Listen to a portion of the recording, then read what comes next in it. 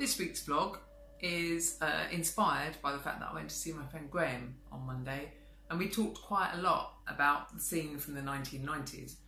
I did record the conversation and I just need to edit that down, and then I'll be presenting it in its glory to you guys.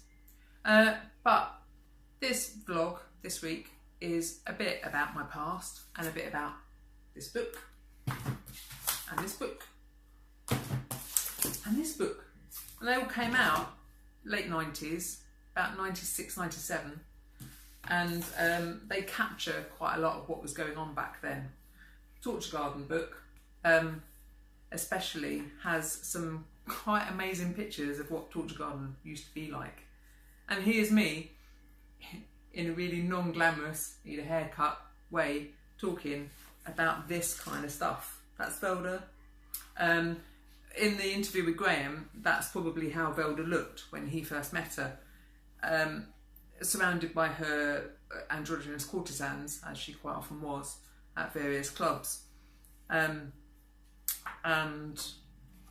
just flicking through this book and the other two books, a bit like a family album really, which is just a piece of history that I absolutely love. You wouldn't see that walking down the street. You'd only really see that at somewhere like Torture Garden. And Velda, she put on a lot of fashion shows at TG.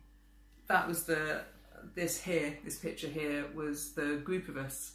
There's me, and there's Sam, and there's Velda, and there's the other people, Liz, and various other people that we used to model with.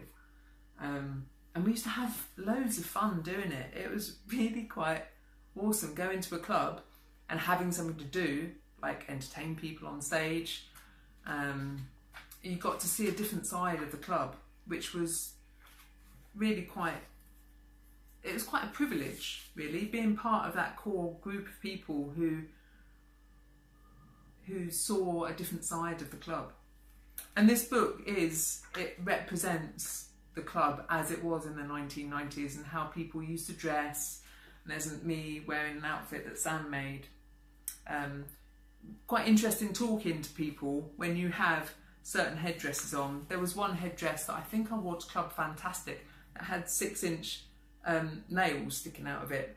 And it was really interesting when I went to talk to someone in a club. You kind of need to talk quite closely to them, and you'd see them recoil as soon as I went to talk to them because I had 6-inch nails sticking out of my head. So yeah, Torture Garden book. It is a photographic archive of the new flesh. It contains lots of amazing costumes and personas and characters. People like Fabian, that's what he'd look like when he was dressed up. And then there's pictures of him kind of dressed down. So you'd see the kind of transformation of people into their flamboyant characters, which is something that me and Graham were talking about. So out of the 3 books, Torture Garden, the book Torture Garden is obviously about Torture Garden. And then the other 2 books have a different slant on things. There's The Chameleon Body by Nick Sinclair, and it is more of a kind of academic book, I suppose. It's more of an artistic book.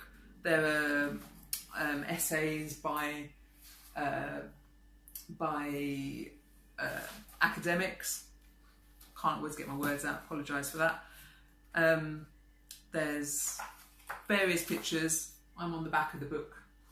Working with Nicholas was an absolute joy. He was very, very precise in how he wanted to capture these images. They were, all of them, portraits, but done so precisely. So it would be, I'd be in profile and he'd say head up a bit, head up a bit, head up a bit, and then he'd get it just perfectly. All the photographs were in black and white. And you kind of see how people dressed. They really, really dressed up and embodied the characters that they felt comfortable with, using other designers, other creatives. So you'd see them kind of pushing the boundaries of what is acceptable in normal mainstream society, of how to dress and how to be and how to decorate the body. And then you have an essay that mentions Foucault, who's written quite a lot about sexualities. So yeah, if you're into academia and kind of more in-depth dive into why people and why society and how society views fetishism, then this is a pretty good book for that. Absolutely beautiful. You can probably find it online. Have a look at that. And then the Customised Body is more of an anthropological look at things. It talks about different aspects of being a customised body. So it will talk about piercings and tattooing and scarification and jewellery and makeup and things like that. And there's some interesting kind of personal journeys that you see people going on. So in the conversation that I had with Graham, we talked about Sam and Velda, and Sam is featured in this book. That's her kind of playing with her feminine side, and then there's a picture of her in her more masculine kind of normal guise. It's a picture of Sam, and it seems quite pertinent that Sam's featured in this book because I'm also in this book wearing some of Sam's creations. So there's the picture of me wearing Sam's creations, and you might recognise the spiky metal Mohican that was also featured in the Torture Garden book. But these books, all three of them, kind of captured the essence of what was going on the fetish scene at that time in the 1990s. And I'm quite excited about editing the interview with Graham and putting that out, because it will be someone else's take on the scene of the 1990s. And you know, it's a time that wasn't really captured because we didn't have smartphones back then, and the only photographs were from photographers who were at the clubs, and photography in the clubs then perhaps was done differently to how it is now.